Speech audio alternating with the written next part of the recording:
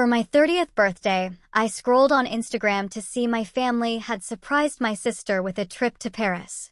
My mom's comment read, "Only she ever truly makes us proud." I just smiled, logged into the bank, and simply clicked withdraw. Okay, gather round, because I need to tell you about the day my entire world shattered, and then, against all odds, rebuilt itself. Can you imagine your own mother calling your sister the only one who makes them proud, while your 30th birthday cake sits untouched, your phone silent? Yeah, that happened. And let me tell you, that single comment changed everything. It was my 30th birthday, and there I was, Ashley, sitting in my quiet apartment in Richmond, Virginia. A sad, single cupcake I'd bought myself from the bakery downstairs was my entire celebration. I worked a decent pharmaceutical sales job, nothing glamorous, just enough to live alone and keep to myself. I'd spent the last 8 years desperately trying to prove my worth to my family, trying to matter. That morning, I'd woken up with a sliver of hope, maybe a call, a text, even a card. Instead, I got nothing but silence. Then I got that Instagram post. My sister, Brooke, for years younger than me, beaming at the airport with her luggage, ready for a surprise trip to Paris my parents had just gifted her. The post was covered in heart emojis, exclamation points, and dozens of congratulatory comments from family and friends. But it was my mom's comment, pinned right at the top for everyone to see, that punched me in the gut. "She's the only one who makes us proud." I refreshed the post, my stomach churning, as if I'd misread it. But no, there it was. Brooke, 26, radiant, and my mom's crushing words. Honestly, I wasn't really surprised. This was just how it had always been. Brooke was the golden child, the one who could do no wrong. All the attention, all the praise, all the support went to her. Me? I was the backup plan, the one they tolerated but never truly celebrated. Growing up, Brooke got the best room, the new clothes, private tutoring. I got hand-me-downs and a dismissive pat on the head even when I brought home straight A's. When Brooke wanted to dance, my parents shelled out for expensive lessons and costumes without blinking. When I wanted to take photography classes, my dad told me we couldn't afford it, that I should focus on practical things. So, I worked at a grocery store after school, saving for a used camera. My parents never came to my small art show. Instead, they sat front row with flowers at every one of Brooke's dance recitals. That afternoon, I called my mom, just in case she'd genuinely forgotten. The phone rang 4 times before she picked up, her voice distracted. "Oh, Ashley. Hi. I'm at the airport with your sister. Can I call you back?" My voice was tight. "It's my birthday, Mom." A pause. I could hear the bustling terminal, announcements echoing. "Oh, right. Happy birthday, honey. Listen, we're about to board. I'll call you later, okay?" She hung up before I could even respond. I set the phone down and stared at my lonely cupcake. Then, a cold clarity washed over me. I opened my laptop and logged into the joint bank account I shared with my parents. An account I'd been contributing to for 6 long years. It started when my dad had a health scare, surgery, medical bills piling up. They didn't have great insurance, and they were drowning. I just landed my first big sales job, and I wanted to help. So, I set up automatic transfers, $500 a month, straight from my paycheck into their account. It wasn't a fortune, but it added up. I figured it was the least I could do. They were my parents, after all. Except, they never mentioned it. Not once. Never thanked me, never acknowledged the help. 2 Thanksgivings ago, I'd casually brought it up, and my mom had waved it off like it was nothing. "Oh, that's sweet of you, Ashley. But we're fine. Really fine." They were fine. And yet, here they were, dropping thousands on a spontaneous trip to Paris for Brooke. The math in my head was sickening. 6 years, $500 a month. That was $36,000. $36,000 I'd given them, thinking I was helping, thinking maybe it would finally mean something. I clicked through the account history, my stomach twisting with every entry. Groceries, utilities, car payments. Then I saw it. A charge for $4,000 labeled travel agency. Another for $1,500 labeled boutique shopping. And just last month, a $10,000 deposit into Brooke's personal account with the memo, gift. They'd been using my money. Not for bills. Not for emergencies. For Brooke. I sat back, my hands shaking, feeling like an absolute idiot. All those years, all that money, and they'd just been funneling it to my sister while I scraped by, living paycheck to paycheck, skipping vacations and new clothes because I wanted to make sure they were okay. I thought about all the weekend trips with coworkers I'd said no to because I couldn't afford them. The 2 weeks I'd eaten ramen straight because my car needed repairs and I didn't want to dip into my emergency fund. The countless sacrifices I'd made, all while my parents treated Brooke like royalty with my money. I looked at the cupcake again. Then I looked at the screen. And I made a decision. I clicked withdraw. It took me 3 days to move all the money. $36,000 transferred back into my personal account in small enough increments not to trigger any alerts. I told myself I wasn't stealing. It was my money. I'd earned it. I'd given it freely, sure, but they'd lied to me. They'd taken advantage. So, I was taking it back. The guilt hit me in waves at first. I'd lie awake, staring at the ceiling, wondering if I was being petty, if maybe I was overreacting. But then I'd remember my mom's comment on that Instagram post. She's the only one who makes us proud, and the guilt would evaporate, replaced by something harder, something colder. I didn't tell anyone. Not my friends, not my coworkers. I just kept going to work, kept living my life, kept pretending everything was normal. But inside, I felt different. Lighter, maybe. Or maybe just angrier. Brooke called from Paris on the 3rd day of her trip. I let it go to voicemail. She called again the next day and the day after. Finally, I answered. Ashley, oh my God, you have to see this city. It's incredible. Mom and Dad are being so generous. We went to the Louvre yesterday, and tonight we're having dinner at this amazing restaurant near the Eiffel Tower. Sounds nice, I said, flatly. Are you okay? You sound weird. I'm fine. Just busy. Well, I wanted to thank you. I know you've been helping Mom and Dad out. And I'm sure that's part of why they could do this for me. So, thank you. I almost laughed. Almost. Instead, I just said, don't worry about it. You're the best big sister ever, she said, and I could hear the genuine smile in her voice. I hung up and threw my phone across the room. The thing about Brooke is, she wasn't a bad person. She wasn't mean or malicious. She was just oblivious. Spoiled, yes, but not intentionally cruel. She genuinely believed the world revolved around her because that's how her parents had raised her. And I couldn't even blame her for that. It wasn't her fault they'd chosen her as the favorite. But it still hurt. I remembered when we were kids, maybe 10 and 14. I'd saved my allowance for 3 months to buy a vintage camera I'd been eyeing at a pawn shop. The day I finally had enough money, I came home, bursting with excitement. But Brooke had just gotten a bad grade on a math test, and my parents were sitting with her, consoling her, promising her a new tablet if she brought her grades up. That's great, Ashley, my mom had said when I showed her the camera, barely glancing up. Now go do your homework. I took the camera to my room and cried. Not because I wanted praise, but because I wanted them to care, just a little bit. I spent the next week researching what to do with the money. I wasn't going to blow it on something stupid. I wanted to use it wisely, in a way that would actually mean something. I thought about investing it, maybe a down payment on a house, but then I stumbled across an ad for a medical billing course.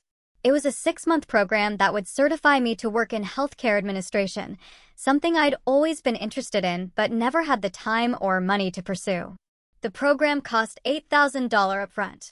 Before, that would have felt impossible. Now, I had the means. I signed up that night. My parents didn't notice the missing money right away. Or if they did, they didn't say anything. But 2 weeks after I withdrew it, my dad called. Ashley, we need to talk. My heart sank. About what? The account. There's been some kind of error. A lot of money is missing. Missing? Yeah, over $30,000. I called the bank and they said it was transferred out. Do you know anything about that? I paused, choosing my words carefully. I withdrew it. You what? It was my money, Dad. I put it in there. I took it back out. There was a long silence. Then, Ashley, that money was for emergencies. We were counting on it. Emergencies? I repeated, my voice tight. Like a trip to Paris? Another silence. That's different, he said finally. How? Brooke needed a break. She's been working so hard, and your mom and I wanted to do something special for her. And what about me? The words came out sharper than I intended. I've been putting money into that account for 6 years, Dad. 6 years. And not once did you or Mom say thank you. Not once did you ask if I needed help. You just took it and gave it to Brooke. That's not fair, he said. But his voice lacked conviction. No, Dad. What's not fair is that I've been busting my ass to support this family while you treat me like I don't exist. So, yeah, I took my money back. And I'm not sorry. I hung up before he could respond. My hands were shaking again. But this time it wasn't from guilt. It was from adrenaline. From finally standing up for myself. It felt good. Terrifying, but good. I poured myself a glass of wine and sat on my couch, staring at nothing. Part of me expected to feel worse, thought the guilt would crush me. But instead, I felt relief, like I'd finally cut a rope that had been strangling me for years. The fallout was immediate. My mom called that evening, her voice shrill and accusatory. How could you do this to us, Ashley? We trusted you. You trusted me? I shot back. You've been lying to me for years. We didn't lie. We just didn't think you'd make such a big deal out of it. A big deal? Mom, that was $36,000. $36,000 I gave you because I thought you needed it, and you spent it on Brooke. Brooke is going through a lot right now. She needed our support. And I didn't? My mom didn't answer that. Instead, she said, your father and I are very disappointed in you. I laughed bitterly. Of course you are. Because I'm always the disappointment, aren't I? Brooke can do no wrong but me. I'm just the screw-up who doesn't deserve anything. That's not true, isn't it? When's the last time you celebrated anything I did, Mom? When's the last time you even asked how I was doing? She was quiet for a long moment. Then, we'll talk about this when you've calmed down. And she hung up. I didn't cry. I wanted to, but the tears wouldn't come. Instead, I felt this hollow ache in my chest, like something had been ripped out of me. I'd always known my parents had a favorite, but hearing my mom defend it so casually, that was what broke me. I threw myself into the medical billing course after that. It was a way to distract myself, to channel all the anger and hurt into something productive. The coursework was intense, but I loved it. For the first time in years, I felt like I was doing something for myself. Not for anyone else, not to prove a point, not to earn approval. Just for me. The classes were held twice a week in the evenings, and on weekends I studied at a coffee shop near my apartment. I met other students, people who were also trying to better their lives. And for once, I didn't feel so alone. One woman, Patricia, was a single mom in her 40s who'd been laid off from her factory job and was retraining for something more stable. We'd grab lunch between classes sometimes, and she'd tell me stories about her kids, about how hard it was, but how worth it. You're doing the right thing, she told me one Saturday as we reviewed practice billing codes. Investing in yourself? That's the smartest thing you can do. My coworker, Vanessa, noticed the change in me too. We'd been friendly, but she started inviting me out for coffee more often, asking how I was doing. I didn't tell her everything, but I told her enough about the money, about my family, about how invisible I'd always felt.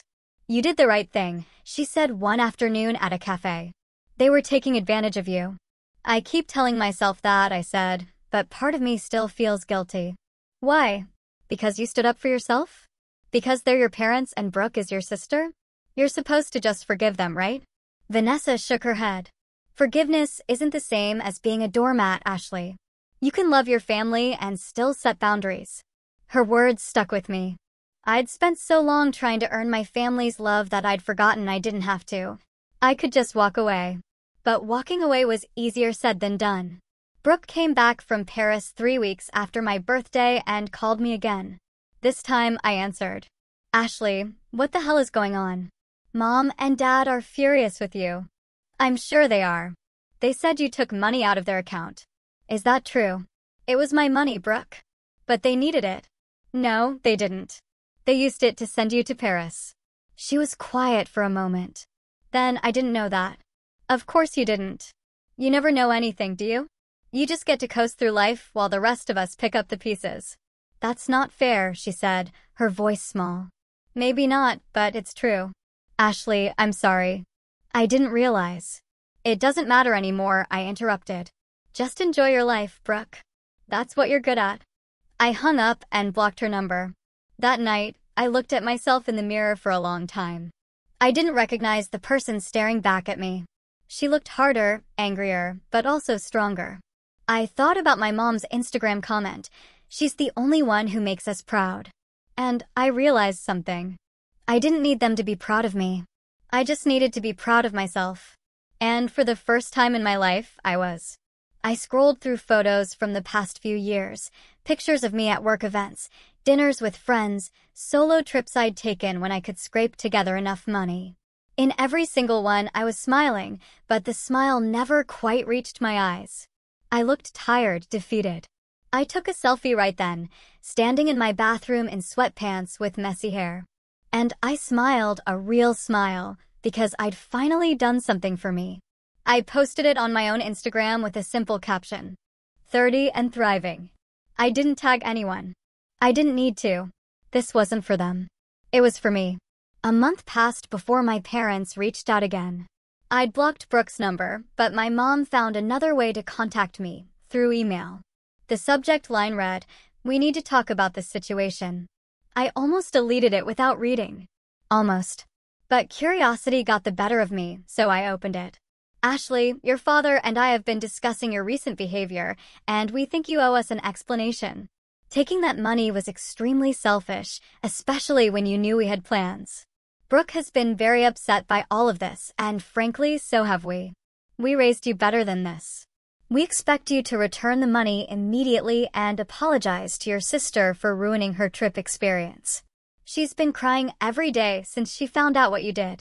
Family is supposed to support each other, and you've let us all down. Please call us so we can resolve this like adults." Mom. I read it 3 times. Each time feeling my blood pressure rise a little higher. They expected me to apologize? They expected me to return the money? And somehow, in their twisted logic, I was the one who'd ruined Brooke's trip, a trip she'd already taken and enjoyed, a trip funded by my own hard-earned money. I typed out a response, my fingers flying across the keyboard. "Mom, I don't owe you anything.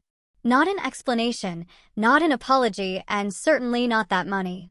I gave it to you in good faith, believing you needed it for medical bills and essential expenses. Instead, you used it to spoil Brooke while treating me like I didn't exist. I'm done being your backup bank account. I'm done being invisible. Don't contact me again unless you're ready to have an honest conversation about how you've treated me for the last 30 years. Ashley." I hit send before I could second-guess myself. The medical billing course was going well. I'd completed 2 months of the program and was excelling in all my classes. Patricia and I had become genuine friends, studying together most weekends and sharing stories. She was the first person I told the full extent of what had happened with my family. "They said what?" she asked, her eyes wide with disbelief. We were sitting in the coffee shop, our textbooks spread across the table. "They want me to apologize and return the money. Are they insane?" "Apparently." I took a sip of my coffee. My mom made it sound like I'd committed some terrible crime. Patricia shook her head. "You know what I think? I think they're panicking. They got used to having that cushion of money, and now it's gone. They're trying to guilt you into giving it back. It's working a little, I admit it. I keep thinking about Brooke crying. Brooke's a grown woman. If she's crying, it's because she finally had to face reality. I wanted to believe that. I really did. But there was still a part of me that felt guilty. That part that had been trained since childhood to put everyone else first, to smooth things over, to make sure everyone was happy. Everyone except me. My phone buzzed. It was an unknown number, but I recognized the area code, Virginia. Against my better judgment, I answered. "Hello. Ashley. It's Dad." I should have hung up. I should have blocked the number immediately. But something in his voice stopped me. "What do you want?" "I want to talk. Really talk. Not argue, not fight. Just talk." I hesitated. I'm listening. Your mom's email was out of line. I told her that. But Ashley, you have to understand where we're coming from. Money. We had plans for it. Plans that didn't include me. He sighed. It's not that simple. Actually, Dad, it is. You took my money and gave it to Brooke. You let Mom post that comment on Instagram saying Brooke was the only one who made you proud. You forgot my birthday. It really is that simple. We didn't forget your birthday. Your mom was just distracted with getting Brooke to the airport. That's worse, Dad. That's so much worse. You chose to prioritize Brooke over me. Again. Like you always do. Brooke needs more support. She's not as stable as you are. There it was. The excuse I'd heard 1,000 times growing up. Brooke needs more. Brooke's struggling. Brooke deserves special treatment. And me? I was just supposed to be stable. Solid. The one who never needed anything. I'm not doing this anymore, I said quietly. I'm not going to keep setting myself on fire to keep everyone else warm. Ashley, no, Dad. I'm done. I took my money back and I'm using it to better my life. If you can't be happy for me, then we don't have anything else to talk about. I hung up and immediately blocked the number. My hands were shaking, but I felt a strange sense of calm wash over me. Every time I stood up to them, it got a little easier. The guilt was still there, but it was quieter now, easier to ignore. Vanessa noticed my mood at work and pulled me aside during our lunch break. You okay? You seem tense. My dad called. Oh no, what happened? I told her about the conversation, about his excuse that Brooke needed more support, about how I'd finally had enough. Vanessa listened without interrupting, then said, You know what I think? I think you're grieving. Grieving? Yeah, you're grieving the family you thought you had. Or the family you wanted to have. And that's okay. It's normal. But you can't let that grief pull you back into their dysfunction. She was right. I was grieving. I was mourning the relationship I'd never have with my parents, the sisterhood Brooke and I would never share. But more than that, I was grieving the version of myself who'd spent so many years trying to earn love that should have been freely given. That weekend, I was studying at the coffee shop when my phone buzzed with a text from another unknown number. This time, it was Brooke. Ashley, please talk to me. I got a new phone. I didn't know about the money. I didn't know they were using yours. I'm so sorry. Can we please talk? I stared at the message for a long time. Part of me wanted to respond, to hear what she had to say. But another part of me, the stronger part, knew it wouldn't change anything. I typed back, Brooke, I need space. I'm not ready to talk yet. Maybe someday, but not now. She responded immediately. I understand. I'm here when you're ready. I love you. I didn't reply. 3 months into my medical billing course, something unexpected happened. My instructor, Diane, who'd worked in healthcare administration for 20 years, pulled me aside after class. Ashley, I wanted to talk to you about your work. You're one of the top students in the program. Thank you, I said, genuinely surprised. I'm serious. Your attention to detail is exceptional, and you have a real knack for this. Have you thought about what you want to do after you finish the program? I was hoping to find a position at a hospital or clinic, something stable. Diane smiled. I have a friend who works at Virginia Commonwealth University Health System. They're looking for someone to join their billing department. It's a senior position and the pay is excellent. I'd like to recommend you. My heart skipped. Really? Really? I'll send you the details. You'd have to interview, of course, but I think you'd be perfect for it. I walked out of class that day feeling lighter than I had in months. This was it. This was the opportunity I'd been working toward. And I'd done it all on my own, without my family's support or approval. When I got home, I found an envelope slipped under my door. No return address, but I recognized the handwriting immediately, my mom's. I opened it with shaking hands. Inside was a birthday card, 3 months late, and a check for $500. A fraction of what I'd given them over the years, and they thought this would fix things. I tore up the check and threw it in the trash. The interview at Virginia Commonwealth University Health System was scheduled for the following Tuesday. I spent the entire weekend preparing, reviewing my coursework, practicing answers to common interview questions. Vanessa helped me pick out a professional outfit, a navy blazer and slacks that made me look capable and confident. The morning of the interview, I woke up with butterflies in my stomach. This was the biggest opportunity I'd had in years, and I wasn't going to let my family drama ruin it for me. The interview went better than I could have imagined. The hiring manager, Caroline, was impressed with my background in pharmaceutical sales and my dedication to completing the medical billing program while working full-time. We need someone who's organized, detail-oriented, and can handle high-pressure situations, Caroline said. From what Diane told me and what I'm seeing here, you fit that description perfectly. Thank you. I'm really excited about this opportunity. The position comes with full benefits and the starting salary is $75,000 a year. Does that work for you? I nearly fell out of my chair. $75,000. That was almost double what I was making in pharmaceutical sales. That works perfectly, I managed to say. Great. I'll be in touch by the end of the week with our decision. I walked out of the hospital feeling like I was floating. This was really happening. My life was actually turning around. When I got back to my car, I had 6 missed calls from my mom and 3 from my dad. I ignored them all. That evening, Vanessa invited me out for drinks to celebrate. We went to a wine bar downtown, and I told her about the interview, about the salary, about how surreal everything felt. You deserve this, she said, raising her glass. After everything you've been through, you deserve something good. I keep waiting for the other shoe to drop, I admitted, like something's going to go wrong. Nothing's going to go wrong. You're talented. You've worked hard, and you're finally putting yourself first. That's not selfish. That's survival.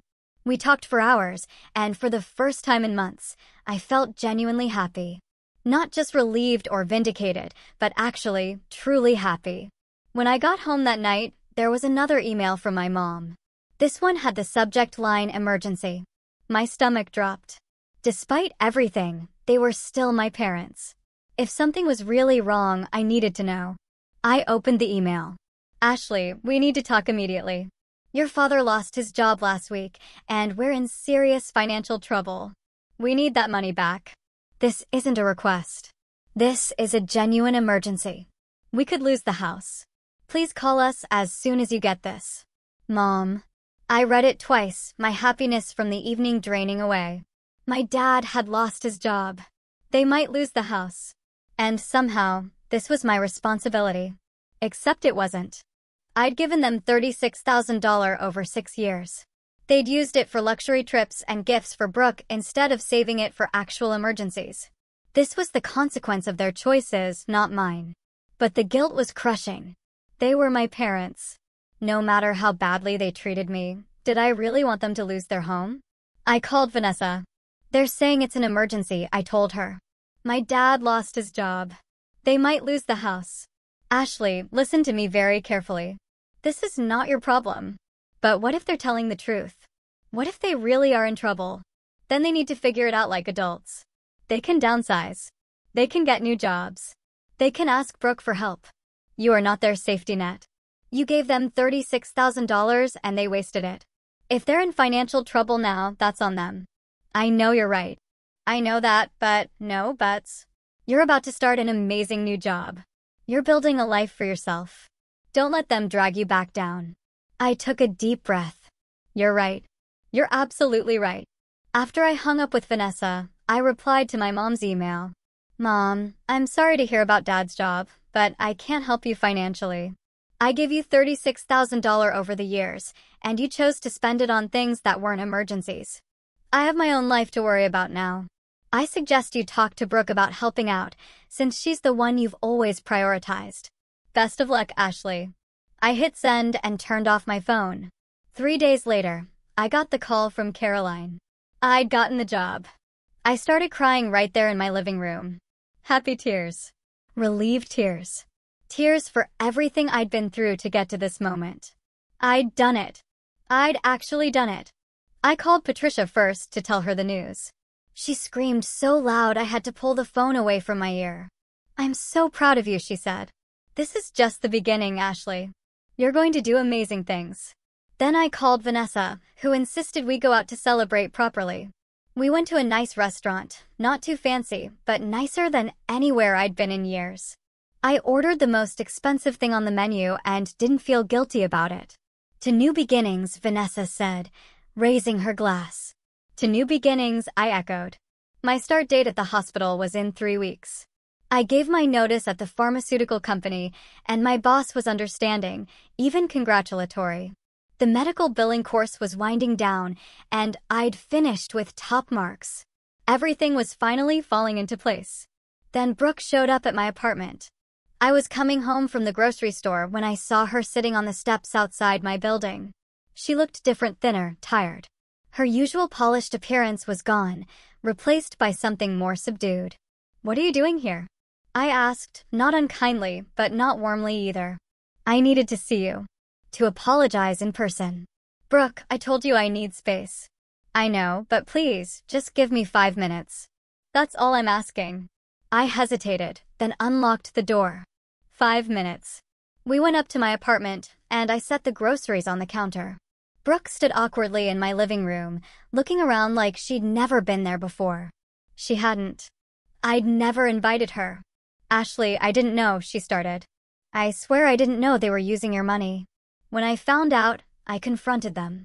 We had a huge fight, and they told me you were being dramatic, that you'd given them the money freely, and now you were trying to hold it over their heads. But I know that's not true. I went through their bank statements. I saw everything." I crossed my arms. "So, what do you want?" "Absolution." "No. I want you to know that I'm sorry. I'm sorry for being oblivious, for taking everything for granted, for not realizing how badly they were treating you.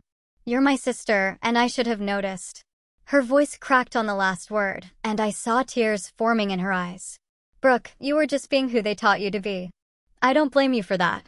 But I should have been better. I should have paid attention. I should have stood up for you." I softened a little.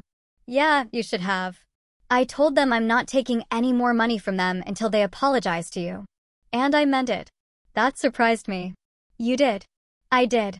And they're furious with me now too. Apparently, I'm being ungrateful." Despite everything, I felt a small flicker of sympathy for her. "Welcome to my world. I don't know how you dealt with this for so long." "I didn't have a choice." Brooke wiped her eyes. "I'm moving out of their house. I got my own apartment, and I'm going back to school to finish my degree. I'm not going to be their perfect little princess anymore." "Good for you," I said, and I meant it. "Do you think we could ever be real sisters? Not just by blood, but actually be there for each other?" I thought about it. "Maybe someday, but it's going to take time, Brooke. A lot of time." "I understand. I'll wait as long as it takes." After she left, I sat on my couch and thought about what she'd said. She was trying. She was actually trying. It didn't erase the past, but it was something. My phone buzzed with another email from my mom. I almost didn't open it, but something made me click. "Ashley, I don't know what you said to Brooke, but she's refusing to help us. You've turned her against us. You're tearing this family apart. I hope you're happy." "Mom." I deleted the email without responding. I was happy, and that was what terrified them the most. The next 2 weeks passed in a blur. I finished the medical billing course at the top of my class, received my certification, and prepared for my new job at the hospital. Patricia threw me a small celebration at her house, inviting a few of our classmates. It was simple, just pizza and cake, but it felt more genuine than any family gathering I'd ever attended. "Speech," someone called out, and everyone laughed. I stood up, feeling awkward but grateful. "I just want to say thank you. 6 months ago, I was in a really dark place. I felt invisible and unappreciated. But this course and all of you helped me remember that I'm worth something. So, thank you for being there for me." Everyone clapped, and Patricia pulled me into a hug. "You're going to kill it at that hospital," she whispered. The day before I started my new job, I decided to do something I'd been putting off. I went through all my social media and unfollowed my parents. I didn't block them, but I didn't want to see their posts anymore. I was done letting their lives affect mine. As I was scrolling, I noticed something odd. My mom had posted a status update 2 days earlier. "Sometimes your children disappoint you in ways you never imagined. We raised Ashley to be better than this, but she's chosen selfishness over family. Praying for her to see the light." The post had dozens of comments, mostly from relatives and family friends I barely knew. Most were supportive of my mom, saying things like, "Stay strong," and "Family is everything." But there were a few that stood out. My Aunt Linda, my dad's sister, had commented, "Maybe it's time to look at your own actions instead of blaming Ashley. I've watched you treat that girl like garbage for years. She deserves better." And my cousin Jake had written, "Ashley's been supporting you guys financially for years, and you never even thanked her. Maybe she got tired of being taken for granted." I felt a rush of vindication. So, other people had noticed. Other people knew the truth. I screenshotted the post and the comments, then saved them to a folder on my computer. Insurance, in case I ever needed proof.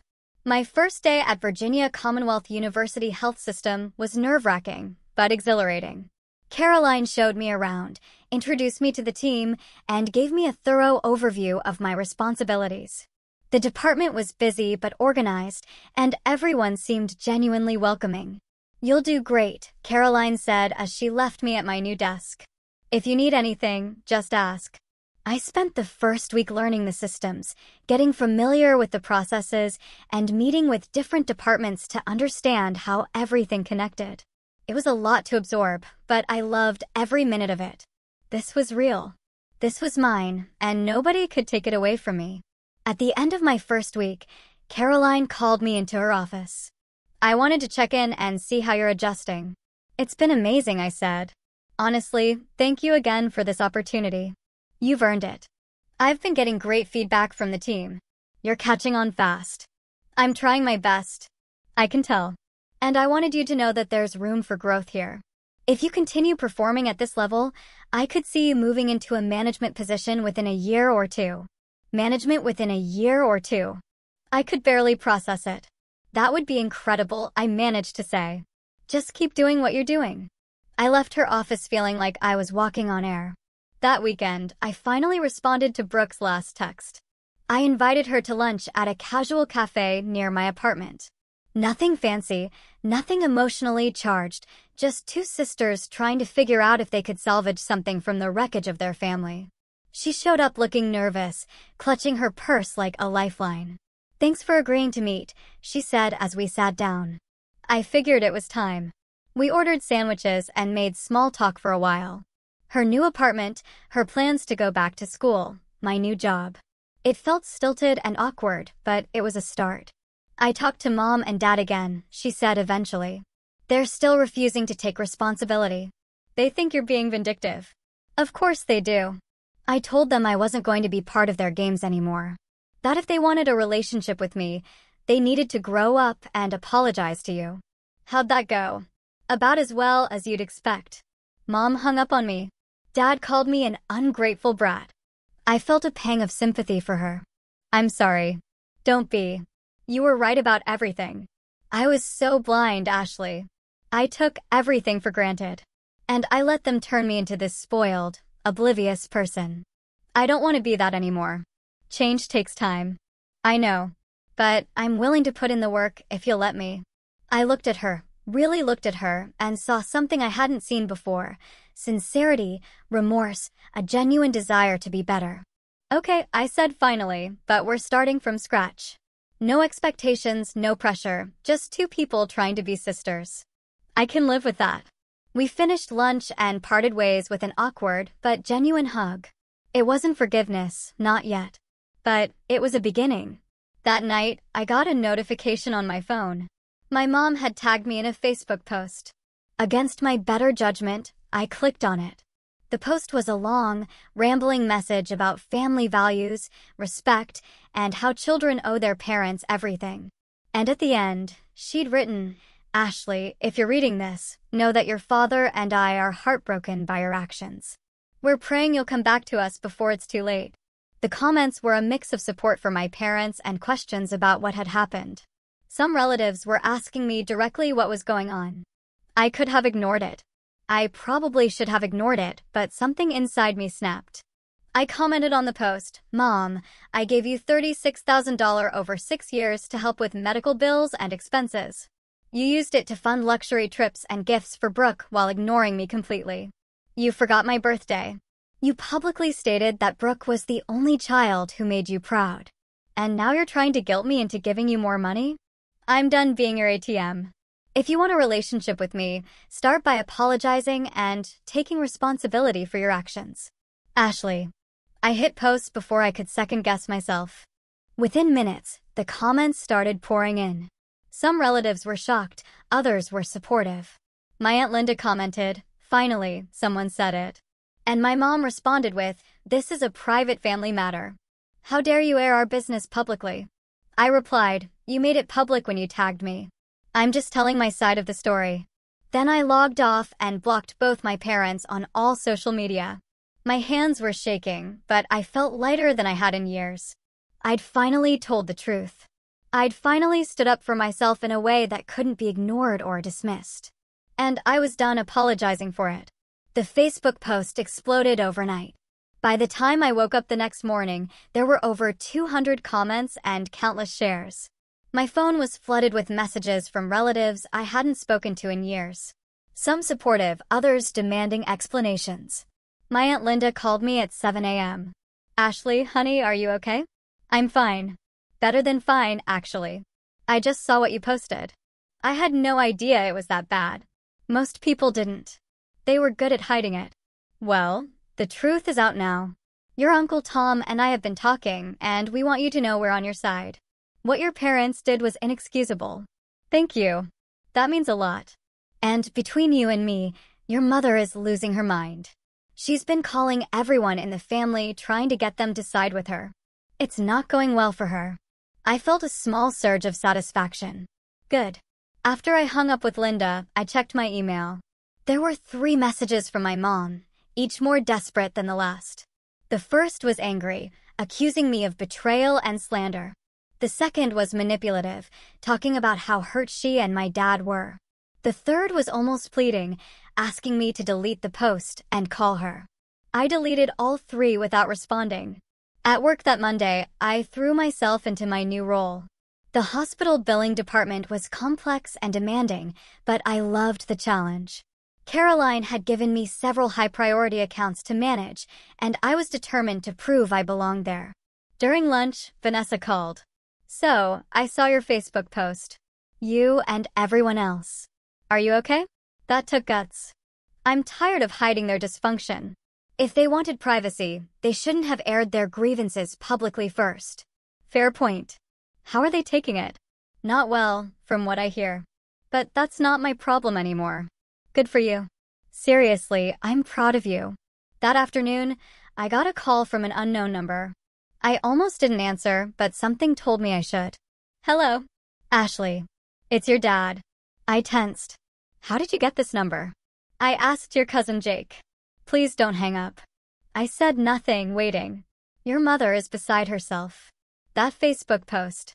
You've humiliated us in front of the entire family. You humiliated yourselves." I just told the truth. "We need to meet face to face. We need to resolve this." "There's nothing to resolve, Dad. You and Mom made your choices. I made mine. We're done." "Ashley, please. We're your parents." "Then maybe you should have acted like it. I'm asking you one more time. Meet with us this week. We'll buy you dinner. We'll talk things through like adults." I almost laughed. Like adults. Dad, adults don't forget their daughter's birthday. Adults don't steal money from one child to spoil another. Adults take responsibility for their actions. We're willing to admit we made mistakes. That stopped me. You're willing to admit it? Yes. We know we haven't been perfect. We want to make things right. I was quiet for a long moment, thinking. Part of me wanted to refuse, to keep the wall up. But another part, the part that still remembered being a little girl who just wanted her parents to love her, wondered if maybe, just maybe, they were sincere. Fine. One dinner. But I choose the place, and Brooke comes too. Why does Brooke need to be there? Because she's part of this family too, and she deserves to hear whatever you have to say. He hesitated. Okay. When? Friday night, 6 p.m. I'll text you the address. After I hung up, I immediately called Brooke. They want to meet, I told her. All of us. Friday night. What did you say? I said yes, but I need you there as backup. Of course, I'll be there. And Brooke, don't tell them what we've talked about. I want to see if they're actually going to be honest, or if this is just another manipulation. Got it. I spent the next few days preparing for the dinner. I made a list of everything I wanted to say, every grievance I'd buried over the years. I wasn't going to yell or cry. I was going to be calm, clear, and firm. They were going to hear me, whether they liked it or not. Friday came faster than I expected. I chose a quiet restaurant in downtown Richmond, public enough that they couldn't make a scene, but private enough for a serious conversation. I arrived early and took a table in the back corner. Brooke showed up 15 minutes before our parents, looking nervous. "You okay?" she asked. "I will be." At exactly 6 p.m., my parents walked in. My mom looked older than I remembered, her face tight with stress. My dad had lost weight, his shoulders hunched like he was carrying something heavy. They sat down across from us, and for a moment nobody spoke. Finally, my dad cleared his throat. "Thank you for agreeing to meet." "Let's just get to it," I said. "You wanted to talk, so talk." My mom folded her hands on the table. "Ashley, we owe you an apology." I waited. "We've been thinking a lot about what you said, about the money and how we've treated you. And you're right. We haven't been fair to you." "Go on." "We've always worried about Brooke more because she struggled with things you seemed to handle easily. You were always so independent, so capable. We thought you didn't need us as much, so you just stopped trying." "We didn't stop trying. We just prioritized differently." "You forgot my birthday, Mom." "You commented on Instagram that Brooke was the only one who made you proud. How is that prioritizing differently?" She looked down. "That comment was a mistake. I was just excited for your sister. A mistake you left up for everyone to see." My dad jumped in. "We're here because we want to fix this. We want our family back." "You want your ATM back?" I corrected. "Let's be honest about what this is really about." "That's not fair," my mom said. "Isn't it? Dad lost his job. You're in financial trouble, and suddenly you want to reconcile. The timing is pretty convenient." Brooke spoke up for the first time. "She's right. You didn't care about fixing things until you needed money." My mom turned to her, shocked. "Brooke, you know that's not true." "Actually, I don't. Ashley's been telling the truth about everything.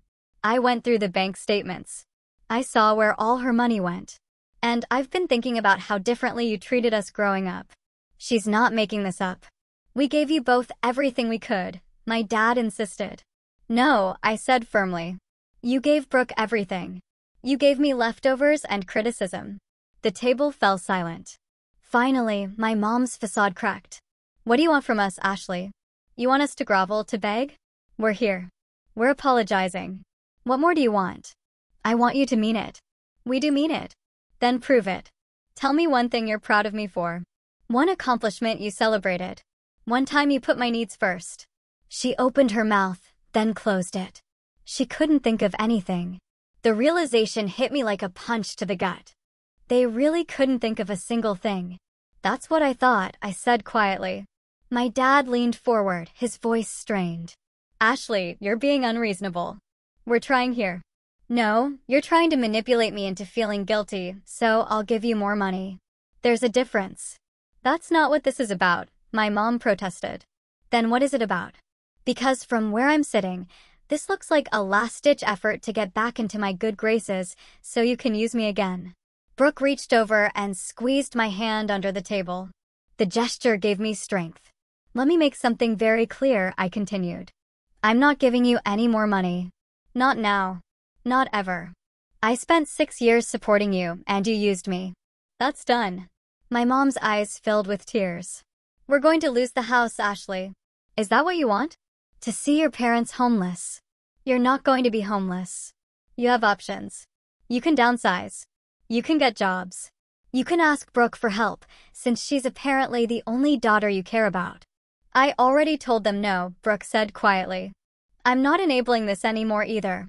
My parents looked at her with matching expressions of betrayal. "You too?" my dad asked.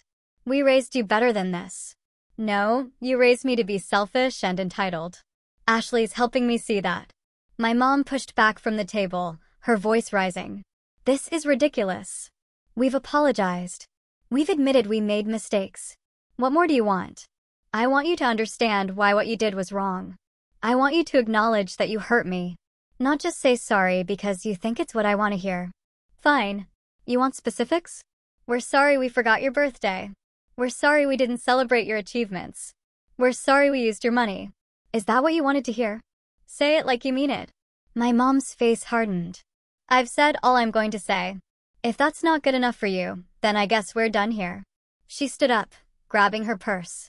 My dad looked between us, conflicted. Are you coming? She asked him. He stood slowly. Ashley, I hope you reconsider. Family is important. Family is important, I agreed. That's why I'm not letting you abuse me anymore. They left without another word. Brooke and I sat there in silence for a moment. Well, that went about as well as expected, she finally said. Yeah. Are you okay? I am, actually. I gave them a chance. They blew it. That's on them. We ordered dinner and spent the next hour talking about everything except our parents. Brooke told me about her new apartment, about the classes she was planning to take. I told her about work, about my plans for the future. For the first time in our lives, we were just two sisters having dinner. No competition, no favoritism, no drama. Just us. When we left the restaurant, Brooke hugged me tight. Thank you for giving me another chance, she said. Thank you for showing up. Over the next few weeks, things settled into a new normal. I excelled at my job, impressing Caroline and the rest of the team with my work ethic and attention to detail. The hospital environment suited me, and I found genuine satisfaction in knowing my work helped people, even if indirectly. My parents tried reaching out a few more times. Emails, voicemails, even a letter sent to my apartment. Each message was the same, apologetic on the surface, but manipulative underneath, always circling back to their financial problems and how I could help. I ignored them all. The family drama on Facebook eventually died down, but not before several relatives reached out privately to tell me they'd suspected something was wrong for years. My Aunt Linda became a regular presence in my life, inviting me to family dinners and holidays. She'd always been kind to me, but now she was actively supportive, going out of her way to include me. Your mother is furious with me, she told me one Sunday afternoon over coffee. She thinks I'm turning the family against her. Are you? Nope. She did that all by herself. I'm just refusing to pretend everything is fine. 3 months after the disastrous dinner, Caroline called me into her office again. I have some news, she said, smiling. We're creating a new position, Assistant Director of Medical Billing. I'd like to offer it to you. My jaw dropped. Already? You've proven yourself, Ashley. You're organized, efficient, and the team respects you. The position comes with a significant raise and more responsibilities. What do you say? Yes. Absolutely. Yes. Great. We'll make it official next week. I left her office in a daze. Assistant Director. 6 months ago, I'd been crying over a birthday cupcake, feeling worthless and invisible. Now, I was being promoted to a leadership position at a major hospital. I called Vanessa immediately to tell her the news. Are you kidding me? That's amazing. I can't believe it's happening. I can. You've worked incredibly hard. You deserve this. That weekend, Patricia threw me an impromptu celebration at her house. It was small, just her kids, Vanessa, and Brooke, but it meant everything to me. These people had seen me at my lowest and supported me as I rebuilt my life. To Ashley, Patricia said, raising her glass of soda. The strongest person I know. Everyone echoed the toast, and I felt tears prick my eyes. Thank you, I said. All of you. For believing in me when I didn't believe in myself. Later that night, as I was driving home, my phone rang. It was my dad. I almost didn't answer, but something made me pick up. Hello, Ashley. It's Dad. Please don't hang up. What do you want? I wanted to tell you that I got a new job. It doesn't pay as much as the old one, but it's something. And your mom is working part-time at a retail store. Good for you. We're going to be okay. We're figuring it out. I waited for the ask, for the manipulation, but it didn't come. I also wanted to say I'm sorry. Really sorry. Not because I want something from you, but because you deserve to hear it. We were wrong. We treated you terribly.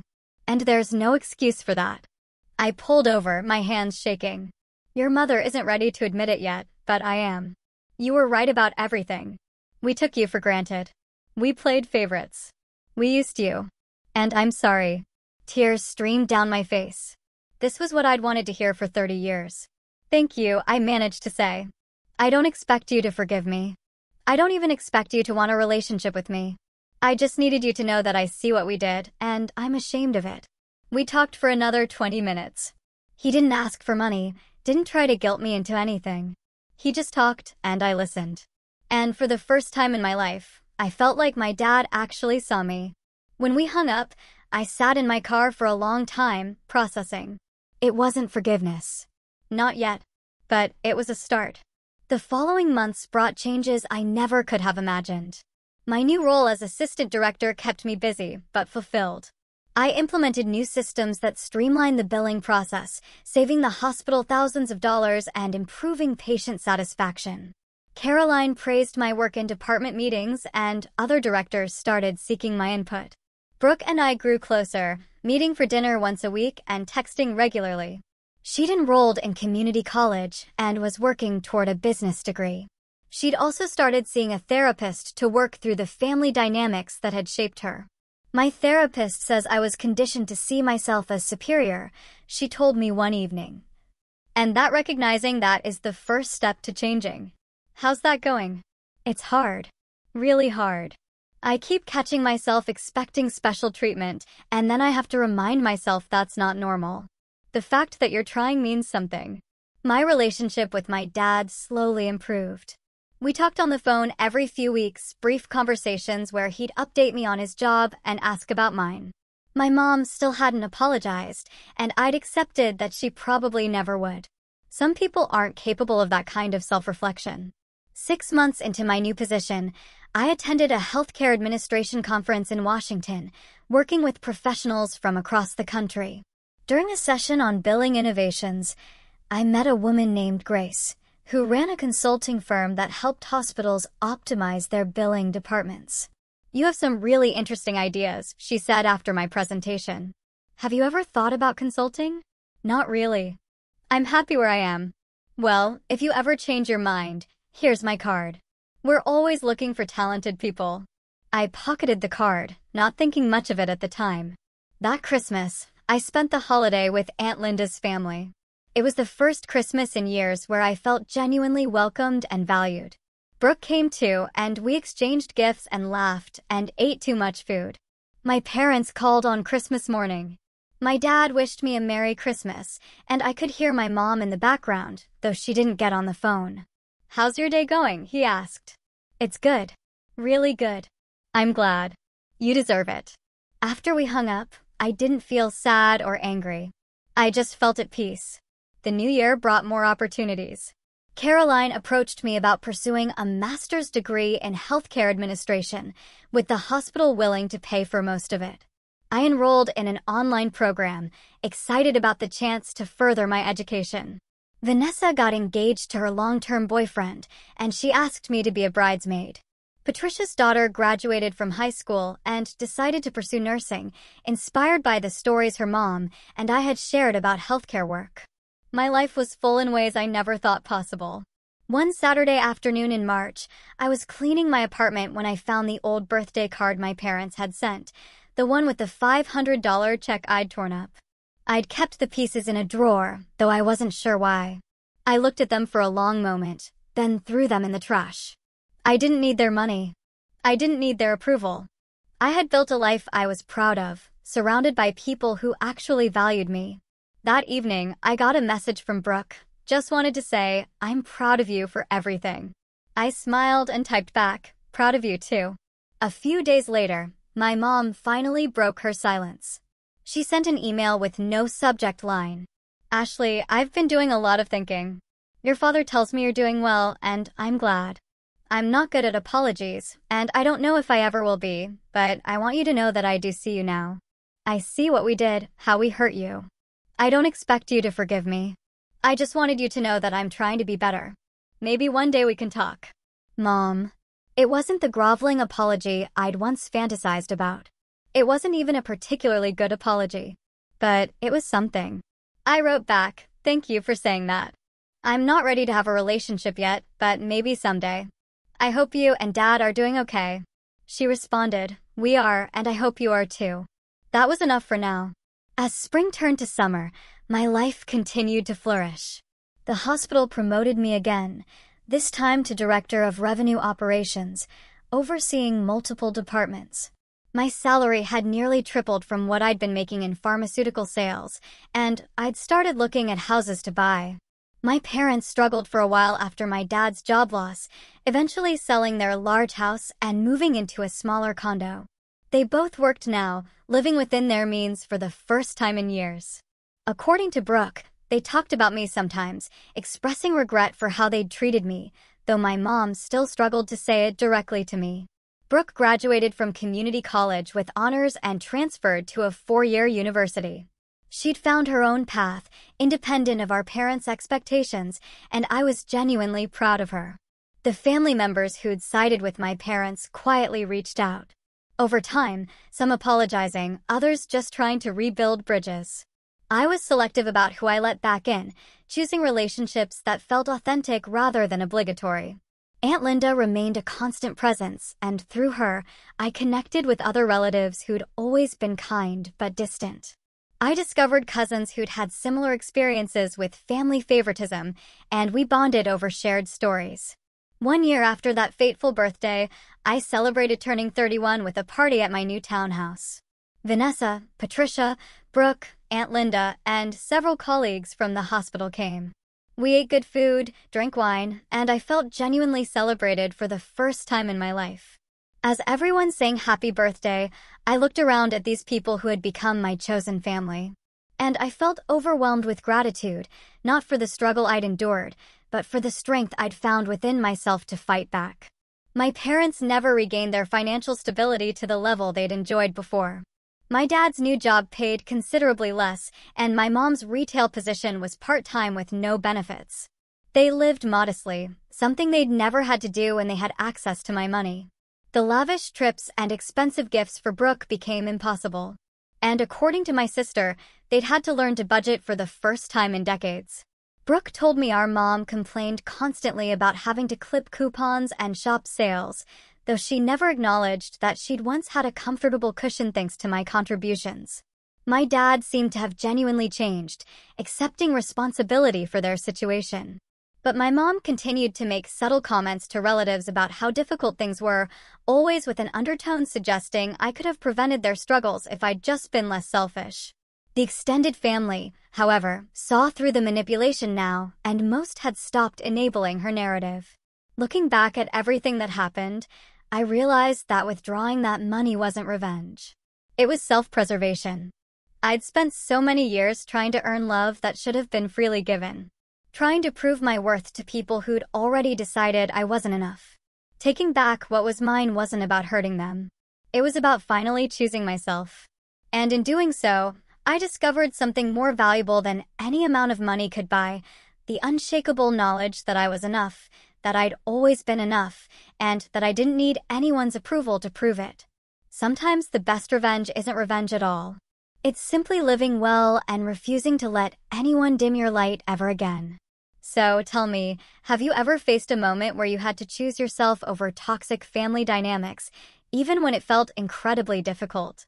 How did you navigate it, and what did you learn about yourself in the process? I'd really love to hear your thoughts in the comments below.